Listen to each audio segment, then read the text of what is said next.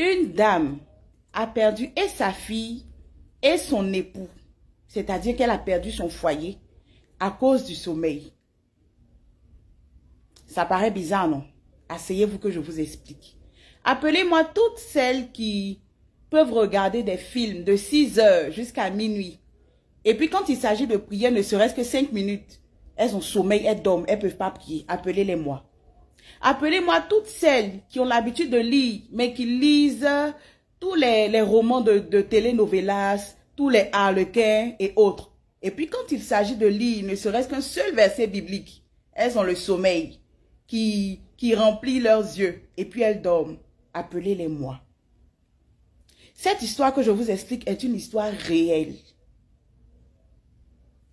Une dame chrétienne de son état, avec son fils, sa fille et son époux, qui vivaient très bien dans un foyer vraiment sans problème, avec la grâce de Dieu. Et cette dame, une nuit, pendant qu'elle dormait, le Seigneur l'a réveillée. Vous savez, il y a des nuits comme ça, où vous dormez et puis tout à coup, vous n'avez plus sommeil. Vous ne comprenez pas, mais il y a une insomnie bizarre qui vous prend. Généralement, c'est pour que vous puissiez prier, parce que c'est ce à quoi le Seigneur vous appelle. La dame, elle a été réveillée comme ça, dans son sommeil. Elle a senti qu'elle devait prier. Elle s'est assise un peu, elle a tâtonné, elle s'est recouchée. Le Saint-Esprit l'a encore réveillée. Elle s'est levée, elle a fait 2-3 phrases, elle s'est recouchée. Le Saint-Esprit a réveillé son époux. Le monsieur s'est levé, il a réveillé sa femme. Il dit, lève-toi, je sens que nous devons prier. La dame s'est levée, ah, on va prier comment? Mais tu t'es levé là, il faut prier. Rentrer ici, sortir ici. Le monsieur dit, il faut qu'on prie. Lève-toi, prions. Je ne sais pas pourquoi, mais je sens dans mon cœur qu'il faille que nous puissions prier. Lève-toi. La dame a commencé à murmurer, bouder. Elle est assise. Comme nous, les femmes, nous nous connaissons. Quand nous n'avons pas envie de faire certaines choses et que nous sommes assises, donnant l'impression de vouloir faire avec la mine qui va avec. La dame assise comme ça dans la prière. Pendant que le monsieur prie. Le monsieur se rend compte que la dame est en train de dormir.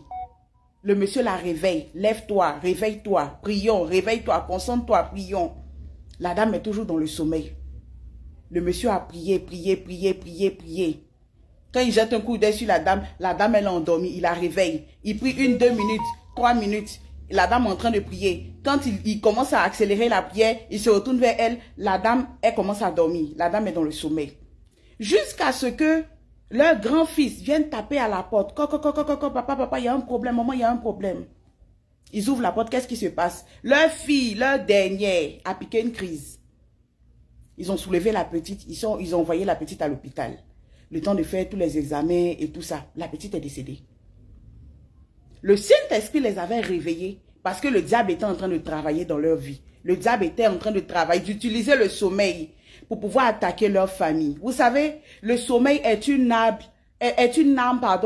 redoutable que l'ennemi utilise contre nous, enfants de Dieu, que l'ennemi utilise pour attaquer nos vies, pour détruire nos vies, pour détruire nos foyers.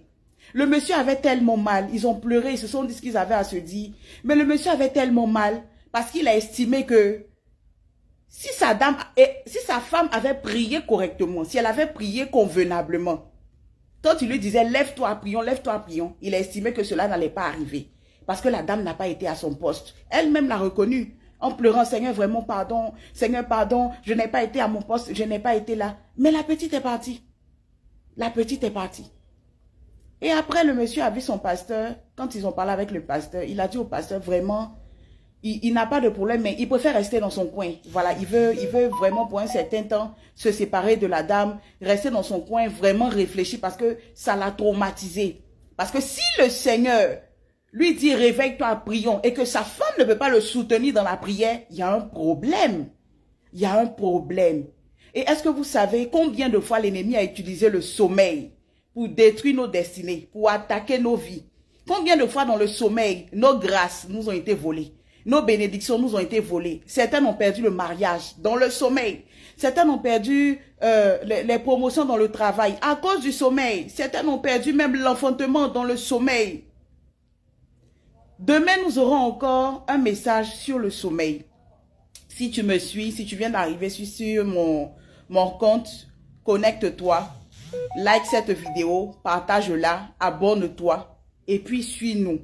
Vous savez, le sommeil fait de véritables dégâts.